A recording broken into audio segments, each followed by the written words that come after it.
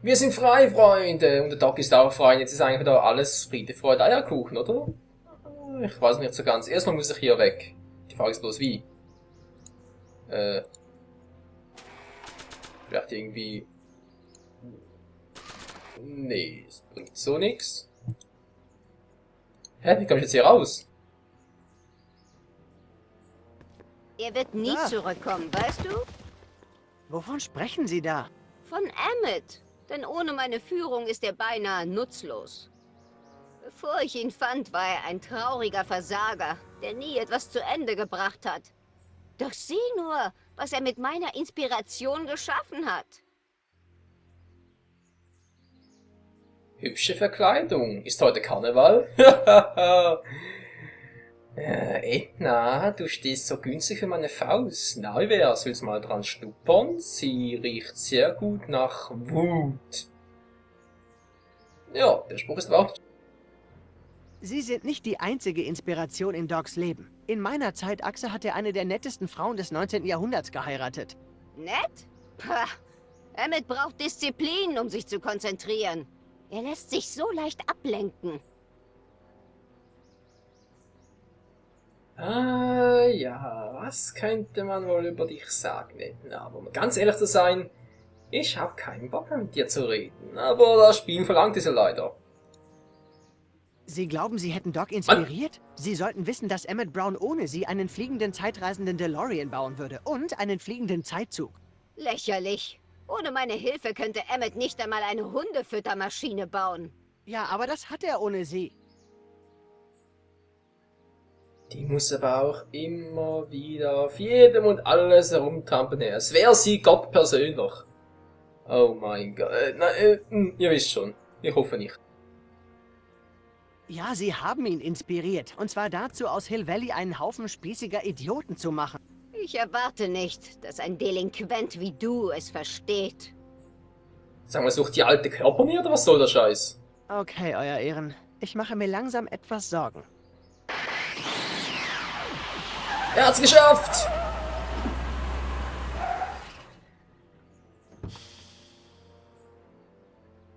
Es hat funktioniert! Haha! Gerade bin ich noch in der Gegenwart und dann 6 Monate in der Vergangenheit. Unglaublich! 6 Monate? Sie haben 6 Monate gebraucht, um die Zeitmaschine zu reparieren? 6 Monate, mein Familienvermögen und einen zwielichtigen Handel mit libyschen Nationalisten. Aber das war es wert. Emmett, tu das nicht! Du brauchst Hilfe! Ach, das kannst du dir abschminken, meine Liebe. Ich bin in die Vergangenheit entkommen. Deine Scheidungsanwälte können... Oh, Martin, wie lange hast du auf mich gewartet? Ein paar Minuten vielleicht. Das ist merkwürdig. Ich habe die reparierte Zeitleitung nur auf ein paar Sekunden nach meinem Verschwinden eingestellt. Nun ja, sicher kein Grund zur Besorgnis. Wahrscheinlich nur eine Fehlkalibrierung der Zeitleitung. Hier, Was ist das? Kleidung für unseren Ausflug. So kannst du doch 1931 nicht herumlaufen. Moment. Unser Ausflug? Du dachtest doch nicht, ich lasse dich den schlimmsten Fehler meines Lebens allein korrigieren, oder? Ja, da guckt sie blöd aus der Wäsche. Gut, geh nur. Scheiße, jetzt hab ich's verkackt. Ja, Edna, das hast du. Ich ruiniere dich, Emmett! Die Aussage ist... Das ist meine Stadt! Ja, die Aussage ist ein bisschen unlogisch, weil jetzt reisen wir ja in die Vergangenheit und nicht sie und naja. Aber sie ist zu blöd, um das zu checken. Zeitleitung eingestellt auf den 26. August 1931. Sind Sie startklar, Euer Ehren? Nenn mich Doc. Er ist wieder da, Freunde! Die Frisur ist noch ein bisschen anders, aber egal. Beschleunigung auf 84! 88 natürlich. Und zurück in die Vergangenheit. Hoffentlich zum letzten Mal. Ich hab die Schnauze voll davon. Ständig erschaffen wir eine neue Zeitachse und ständig geht alles den Bach runter. Das konnten wir definitiv in Film 2 und 3 um einiges besser. Naja. Da habe ich Sie zuletzt gesehen. Sie, Ihr jüngeres Ich. Sie gingen in diese Richtung, Arm in Arm mit Edna. Zum Glück war meine Ex-Frau nie der Typ für Küsse bei der ersten Verabredung. Wenn wir schnell und konzentriert vorgehen, können wir es schaffen, dass unsere Beziehung nie über das Händchenhalten hinausgeht. Oh, sieh dir das an. Das alte Kino der Stadt. Ja.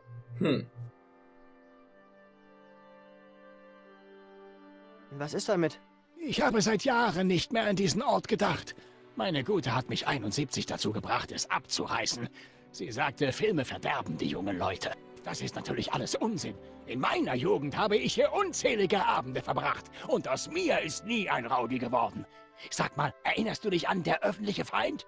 Dieser dreckige, feige, schmierige Hund. Hab's aber nie geschafft, Frankenstein zu sehen. Das wird sich wohl nie ändern, wa? Aber das werden sie. Deshalb sind wir hier, erinnern Sie sich? Richtig, natürlich. Der Film hätte in meiner Fantasie eine Kettenreaktion verursachen und mich zu der Idee inspirieren sollen, mit der meine wissenschaftliche Karriere begann. Wissen Sie denn immer noch nicht, was diese Idee war? Wie könnte ich? Das hat im Verstand eines anderen Emmett Brown stattgefunden. Ein Emmett Brown, der vom Sand der Zeit ausgelöscht wurde. Glücklicherweise kenne ich meinen eigenen Verstand. Schließlich lebe ich schon seit über 70 Jahren mit ihm. Sobald wir mein jüngeres Ich wieder durch den Film inspirieren, wird ihn nichts davon abhalten, seine... Grundgütiger, sieh dir das an! Der Rathausplatz? Genau wie in meiner Erinnerung, nur schmutziger. Oh, das alte Rathaus. Kommen Sie schon, Doc. Sie müssen reingehen und sich umsehen. Erste Regel für Zeitreisen, Doc. Lassen Sie sich nie vor Ihrem anderen Ich blicken. Dadurch könnte die Realität zusammenbrechen oder so. Du meinst? Genau hinter Ihnen, nicht hinsehen. Gehen Sie weiter. Ich sage es Ihnen, wenn Sie weg sind. Oh, und vergessen Sie nicht, Sie sind Carl Sagan. Ist das dieser berühmte Autor? Der mutmaßliche Brandstifter. Was? Spielen Sie einfach mit. Überzeuge Emmett, sich Frankenstein anzusehen. Naja, im Prinzip nichts als das war. Ja, wieso läutet Doc eigentlich rum wie ein Pinguin? Aber das, naja. Alte Männer und ihre Mode, wa? Marty. Mann! Ist eine Scheißsteuerung. So, jetzt klappt's wieder. Schlimmerste wie Motion Plus. Und das will was heißen. Ah, ich vermisse Zeldas. Aber auch ein anderes Thema. So, junger Emmett. Michael, du tauchst immer in den seltsamsten Momenten auf. Wo hast du gesteckt? Wieso? Jetzt sag mir bitte nicht, wir sind im falschen Datum, oder? Was ist denn für eine Dystopie? Was ist jetzt für eine Dystopie, Mensch? Eine geistige Umerziehungseinrichtung. Ja, dann haben wir gesagt. Aha, so. Okay. Ach, weißt du, hier und da. Du bist selbst nicht gerade leicht aufzutreiben. Ich habe dich gestern Abend gesucht, aber... Da habe ich wohl gerade eine wunderschöne Dame ausgeführt. Weißt du, ich konnte mich noch gar nicht bei dir bedanken. Ach, ich bin mir sicher, du wärst Kid auch allein entwischt. Kid? Oh ja, dafür bin ich dir dankbar. Aber ich meinte eigentlich Edna. Jetzt kommt es mir komisch vor. Doch bis zu diesem Vorfall dachte ich wirklich, wir könnten uns nicht ausstehen. Naja, Doc, das muss aber wieder so werden. Warum stimmt der erste Eindruck? Mädchen sind nicht alles im Leben. Quatsch, natürlich sind sie alles. Naja, abgesehen vom Let's Play natürlich. Abgesehen vom Let's Playen, sonst sind, naja, vergissen, das kann ich nicht so leicht sagen. Naja, manchmal ist der erste Eindruck der richtige. Es ist so, du solltest dich nicht durch Edna ablenken lassen von, du weißt schon, den wichtigen Dingen. Beende dein Projekt für die Expo und sieh dir Frankenstein an. Ach, Humbug. Ich bin viel zu beschäftigt, um mir Filme anzusehen. Das ist nicht gut, weil... Und mein Projekt ist übrigens so gut wie fertig. Das Raketenauto? Raketenauto? Du bist ja gar nicht auf dem Laufenden. Das Raketenauto habe ich verschrottet. Aber... Mehr Ärger als Nutzen. Ich werde nie ein Antriebssystem entwickeln, das so funktioniert, wie ich es will. Außerdem ist sein gesellschaftlicher Nutzen praktisch nicht vorhanden. Hallo? Gesellschaftlicher Nutzen? Seit wann interessiert dich? Der mentale Affinitätsmesser ist ein viel bedeutenderes Projekt. Der was? Das war Ednas Idee. Sie saß mir wirklich im Nacken, damit alles bis zur Expo fertig wird. Na sicher, Emmett, ich bin etwas verwirrt. Oh mein Gott. Wir sind zu spät dran. Das gibt's ja wohl nicht, hey. Welcher Tag ist heute? Na, heute ist die Eröffnung. Die Eröffnung der Expo. Da fällt mir ein, ich muss schnell ins Labor zurück. Wenn Edna mich rumtrödeln sieht, macht sie mir die Hölle heiß. Wir sehen uns, Corleone. 12. Oktober? Doc? Die Zeitschaltung ist im Arsch. Na, ganz toll. Das erklärt euch, wieso er vorhin zu spät gekommen ist. Na, ihr wisst schon, wegen der Sekunden und Minuten und so. Ach, du kriegst die Tür nicht zu. Apropos, da ist die Tür. Ja, Marty, renn doch noch langsamer. Meine Fresse, hey. Oh. Ticke, tacke, es kann sich nur um Sekunden handeln. Außer Fraps stürzt gleich ab. Glück gehabt. Für August ist es wirklich etwas zu Wir sind frisch. 2 Monate zu spät. Die Expo fängt bald an und ihr jüngeres Ich hat sich schon kopfüber in Edna verliebt. Ich habe immer dazu geneigt, Dinge zu überstürzen. Dann stürzen wir uns jetzt in den DeLorean und reisen zum richtigen Datum. Nein, viel zu riskant. Erinnerst du dich, wie ich dich 86 zu spät abgeholt habe? Ja? Das sollte uns eine Warnung sein. Irgendwas ist mit der Zeitleitung furchtbar schief gelaufen und das Problem scheint immer schlimmer zu werden. Würden wir jetzt einen Zeitsprung versuchen, könnten wir im kenozoischen Zeitalter landen oder sogar im Mesozoikum. Dann sitzen wir fest? Fürs Erste schon. Ich werde mich darum kümmern und sehen, was ich tun kann. In der Zwischenzeit kannst du an dem anderen Problem arbeiten. Genau. Ich gehe ins Labor und versuche ihrem jüngeren Ich auszureden. Unmöglich. Wenn mein jüngeres Ich bereits so fanat in Edna ist, wie du sagst, wirst du ihm gar nichts ausreden können. Glaub mir, ich erinnere mich. Konzentrier dich lieber auf die rationalere Hälfte des Paars. Edna? Aber wo finde ich sie? Was glaubst du denn? Ich fahre. Der DeLorean sollte zumindest noch für Reisen durch die ersten 3 Dimensionen funktionieren. Tja, das will ich doch hoffen, Doc. Das will ich hoffen. Wäre ein bisschen schade, wenn das Auto nicht mal mehr 3D-fähig wäre.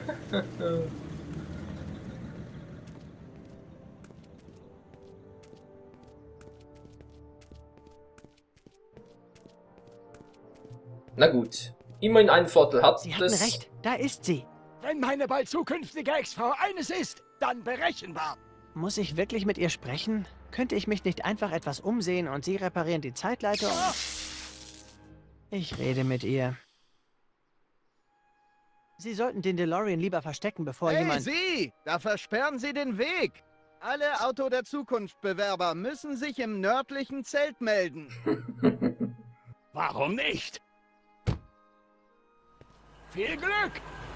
Ja, am Schluss gewinnt er noch, oder was? Ach du meine Fresse. Toll, mit Edna quatschen, ist ja super.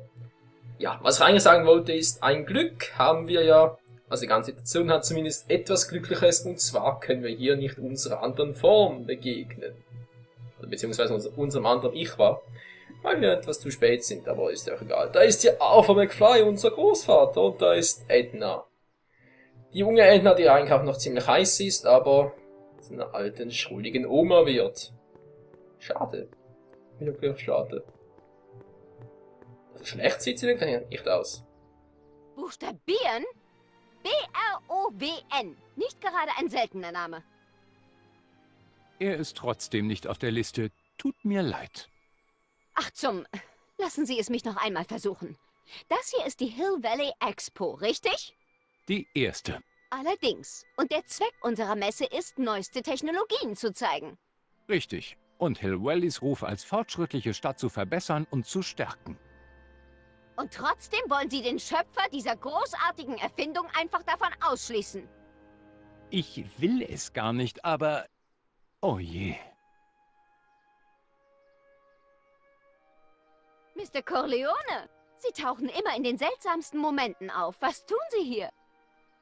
Und du bist noch genauso verbohrt wie deine zukünftige Variante. Ich glaube ein bisschen zu direkt. Ihr verrückten Pläne verhindern. Ja. Ich muss... Was es auch ist, ich hoffe nur, Sie haben nichts mit Mr. Dickschädel hier zu tun. Anscheinend ist es seine einzige Aufgabe, Leuten bei ihren Angelegenheiten im Weg zu stehen.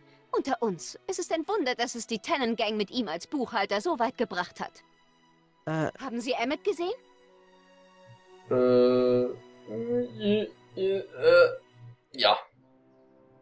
Gerade eben auf dem Rathausplatz. Dann haben Sie von seinem großen Durchbruch gehört, dem mentalen Affinitätsmesser. Ist das nicht aufregend? Wenn man bedenkt, dass ihm seine Bedeutung nicht bewusst war, bis ich sie ihm klargemacht habe. Ich kenne niemanden wie ihn. Er erkennt sein Potenzial einfach nicht. Darüber wollte ich mit Ihnen reden, über Emmet und sein Potenzial. Komisch. Zuerst habe ich es selbst nicht erkannt. Ich dachte sogar, ich kann ihn nicht ausstehen. Ja. Oh, ja. Ja, ganz genau. Der erste Eindruck zählt. Wissen Sie, so ein Bauchgefühl ist wichtig. Wenn das Ihr erster Eindruck von ihm war... Oh, aber ich kannte ihn damals noch gar nicht. Jetzt kenne ich ihn wie mich selbst. Ja, aber... Ich weiß Ihre Sorge zu schätzen, Mr. Corleone, aber ich komme schon allein zurecht. Ich weiß, was für mich das A und O bei einem Mann ist, und Emmet ist buchstäblich perfekt. Er heißt Emmet Brown, reimt sich auf Clown, wofür ich Sie langsam halte. Sicher nur eine einfache Verwechslung. Daran habe ich keinen Zweifel. Ah, das müssen wir ändern. Emmet ist also der Richtige. Ein Mann, wie Sie ihn sich wünschen. Ja? Was genau wünschen Sie sich denn? Sie wären ein guter Journalist, Mr. Corleone, wissen Sie das? Da wäre zuerst sein Erscheinungsbild. Emmet ist vielleicht kein Clark. Ich habe ihm für die Expo den weißen Anzug meines Großvaters gegeben. Sie sollten ihn darin sehen. Er strahlt förmlich. Sieht gut im Anzug aus, verstehe. Und er ist mir völlig treu. Das ist wichtig. Ich habe keine Zeit und kein Verständnis für Schürzenjäger. Treu wie ein Hund. Okay. Drittens und am allerwichtigsten, Ja? sein Verstand natürlich. Er ist brillant und rechtschaffen durch und durch. Sein eigener mentaler Affinitätsmesser zeigt es. Er ist ein Musterbürger. Toller Verstand, verstehe. Und wenn sich herausstellen sollte, dass Sie sich in einer dieser Eigenschaften geirrt haben? Was geht Sie das an? Ich bin nur neugierig, versuche die Frauen zu verstehen. Sie sollten eins wissen. Ich bin kein ängstliches Mädchen, das bei dem ersten Anzeichen von Problemen davonläuft. Ich habe viel in Emmet investiert. Kein Geld, aber ich habe all meine Hoffnungen auf ihn gesetzt. Ich müsste schon schwer enttäuscht sein, um mich von Emmet zu trennen. Verstanden? Aha. Also, Herr Nachwuchsjournalist, noch Fragen? Einige. Aber sei es drum. Was? Mentaler Affinitätsmesser will ich lieber nicht wissen. Ein Womanizer. Ich kann mir Emmet nur schwer als Womanizer vorstellen. Womanizer? Einer, auf den die Mädchen fliegen. Fliegen? Jemand, der... Sie wissen schon. Also ein Frauenschwarm? Ja, Ich schätze, das ist Geschmackssache, aber mit Pomade in den Haaren und herausgeputzt im weißen Anzug meines Großvaters strahlt Emmet geradezu. Mein Herz schlägt höher, wenn ich nur an ihn denke. Oh je, oh je. Wenn es doch nur richtige Liebe wäre, dann könnte ich sie vielleicht noch ein bisschen verstehen, aber so? Tut mir leid, Edna, aber du bist fällig. das ist alles, was ich wissen wollte. Gern geschehen. Oh oh. Hey Artie, hast du meinen Kranz gesehen? Meinst du den hier? Ja, danke.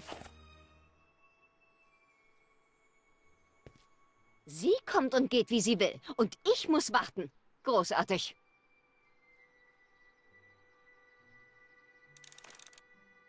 Als was geht Trixie denn? Alter Schwede. Naja. Soll mal die Gute machen, was sie für richtig hält, wa? Wo bin ich jetzt da? Quatschen wir mal kurz mit dem Doc, wenn er noch hier ist. Ja, Weg versperrt. Die Map ist zu Ende, sie muss neu geladen. Mann! Ja, ich drücke nach unten und der läuft nach oben.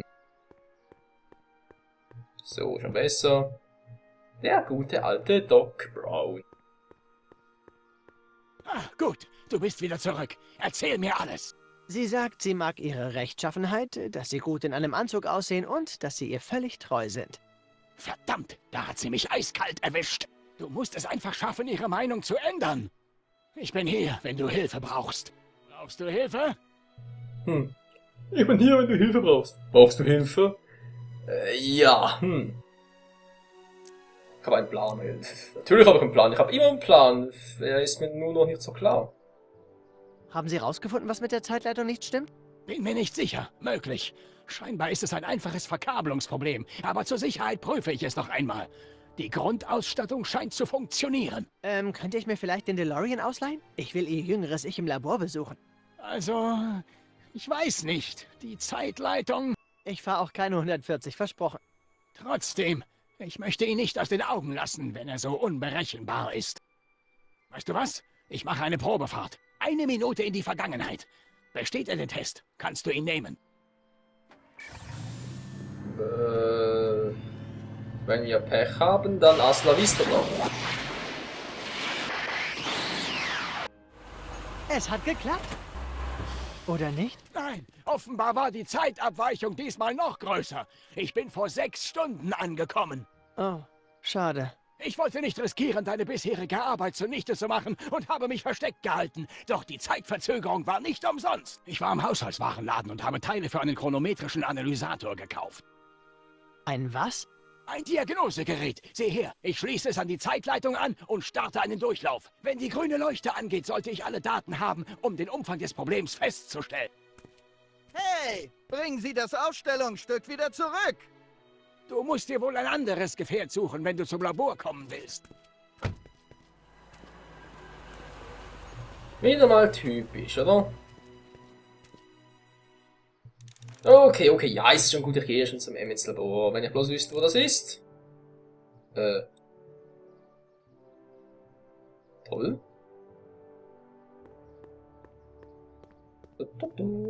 Ich suche den Weg, weil ich nicht weiß, wo das Labor ist. Schlechter Scherz, oder? Wenn ich zu Emmet will, brauche ich einen fahrbaren Untersatz. Na gut, na gut. Was willst du denn da nehmen?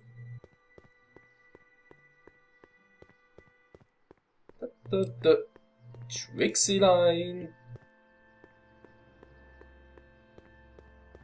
Ich heiße all jene willkommen, die diese geheiligten Hallen betreten.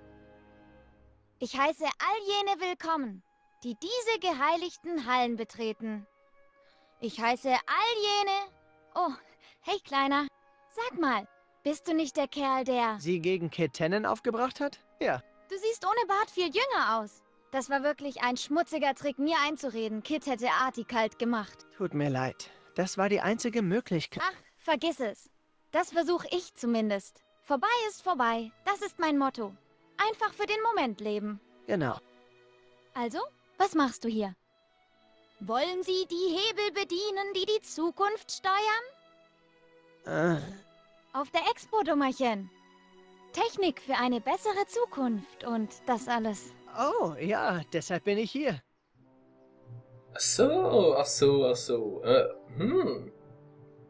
Also geht's Kind, was hat das mit der Explosive? Eigentlich eine interessante Frage.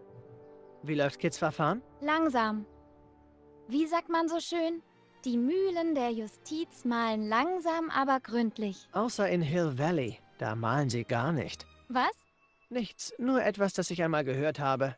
Sie bereuen nicht, sich gegen ihn gewendet zu haben? Kein bisschen. Ich hätte es besser wissen sollen, als ich mich mit ihm eingelassen habe. Aber ich war dumm. Ich bin auf seinen Charme reingefallen. Charme? Und außerdem bist du blond und übrigens im Nachhinein ist man immer schlauer. Das mit dem Blond hätte mir sparen können. Dann arbeitet Artie auch für die Expo, hm? Oh, Artie macht sich großartig. Die Zeitungen haben eine große Sache aus seiner Aussage gegen Kid gemacht. Seitdem rennen ihm die Leute die Tür ein. Die Expo hat echt Glück, dass er hier arbeitet. Du musst es ja wissen. Hören Sie, ich habe einen Vorschlag. Ich habe da diesen Freund. Vergiss es. Ich bin mit Artie zusammen. Nein, das meinte ich nicht. Mein Freund ist in einer Beziehung mit Edna Strickland. Oh, armer Trottel. Das wünsche ich niemandem. Dann verstehen Sie, worauf ich hinaus will. Er lässt sich nicht zur Vernunft bringen, aber vielleicht macht sie Schluss, wenn sie denkt, Sie beide... Ah, du bist ja echt hinterhältig, Kleiner. Manchmal bleiben einem nur noch miese Tricks. Was meinen Sie? Tut mir leid. Äh, Edna ist zwar eine Nervensäge, aber wenn ich jeder Frau, die mich nicht mag, böse Streiche spiele, dann würde ich viele Streiche spielen. Außerdem ist das unter der Würde von Techne, der Muse des Fortschritts. Kein Kommentar. Aber mein Freund Emmett braucht unbedingt Hilfe. Er geht mit Edna Strickland aus? Ja, der braucht wirklich dringend Hilfe. Sie sollen ihn nicht verführen. Tun Sie nur, als hätten Sie was mit ihm. Das wird Sie irre machen. Das würde es wohl. Und? Das würde ich keinem anderen Mädchen antun. Außer ich bin stinksauer auf sie. Das könnte meinem Ruf als Muse schaden. Okay, hier kommen wir nicht weiter, also, Bis bald, Trixie. Aus dieser... ja. Das habe ich jetzt ausnahmsweise mal absichtlich beendet. Hier quatscht jemand wirklich auf die Schaltkreise. Tag da! Egal. Was ist das da oben eigentlich? Typ, ja. Das ist definitiv ein Typ. Edna! Wie der Dame ist, der Corleone. Wie kann ich Ihnen helfen? Ich habe nachgedacht. Indem sie verschwinden, ganz einfach. Ich weiß über Trixie Trotter Bescheid. Ja? Anscheinend wurde sie zu einer Art Expo-Königin gemacht. Techne, die Muse des Fortschritts. Das ist nicht wahr. Nun ja, Hill Valley sollte durch die Expo einen Ruf bekommen. Ich wusste nicht, dass es so gemeint war. Was haben Sie gegen Trixie? Es geht ums Prinzip. Wie kann unsere Stadt nur von so einer Frau repräsentiert werden? Das nehme ich nicht hin. Als verantwortungsvolle Bürgerin fordere ich, dass Sie diese Muse entlassen. Trixie? Was ist mit ihr? Sie ist wohl kaum für einen ehrenvollen Platz bei einem öffentlichen Ereignis geeignet. Hören Sie, Lady. Sie passt in das Kostüm. Sie ist Amerikanerin. Und sie hat es sogar geschafft, ihren Text zu lernen. Also, was wollen Sie mehr? Oh, diese Leute sind unmöglich. Und außerdem ist Trixie seine Freundin. Das darf man auch nicht ja. Ihr wisst schon. Sie wollen, dass man Trixie feuert? Man darf nicht zulassen, dass solche Frauen in der Gesellschaft zu Respektspersonen werden. Das ist ein schlechtes Zeichen für die Zukunft. Wirklich? Aber erzählen Sie das mal diesem armen Trottel. Sie hat ihm völlig den Kopf verdreht. Das ist ihre Taktik. Ach ja? Aber ich könnte für ihre Entlassung sorgen, wenn ich etwas gegen sie in der Hand hätte. Zweifellos hat so eine Frau viele Skandale zu verbergen. Ich würde sie aufdecken, wäre ich noch Reporterin. Aber ich habe keine Zeit. Ich bin mit Emmett und seiner Erfindung beschäftigt. Die war schon jetzt so verrückt. Ach du Scheiße! Hey. Die hat definitiv nicht mehr alle Schrauben ganz, naja. Was würden Sie uns gefallen lassen? Ja. Sie würden also nicht zögern, Trixie Trotter feuern zu lassen? Wenn ich etwas gegen sie in der Hand hätte. Offensichtlich hat sie ihren Arbeitgeber völlig durcheinander gebracht. Man müsste ihm schon etwas Schockierendes zeigen, um ihm die Augen zu öffnen. Ja, und wer ist Ihr Arbeitgeber? Das steht hier natürlich wieder mal nicht. Das ist wieder mal ganz toll. Das ist alles, was ich wissen wollte. Gern geschehen. Ah. Was ist mit Ihnen? Haben Sie irgendwelche Fragen? Nein, Dann lassen Sie mich bitte durch. das kann ich leider nicht. Bis ich Ihr Anmeldeformular finde. Jetzt geht das Spielchen wieder los, ey. Das ist doch... Ja, jetzt haben wir es beendet. Das Spielchen tue ich uns nicht nochmal an. Was ist denn das eigentlich? Hey, Entschuldigung. Ja? Wann öffnet die Expo? Erst heute Abend. Jeder, der hier nicht offiziell zu tun hat, verlässt bitte das Gelände. Hast du hier offiziell zu tun? Ja. Dann steh den Arbeitern nicht im Weg. Du kommst mir bekannt vor. Kennen wir uns?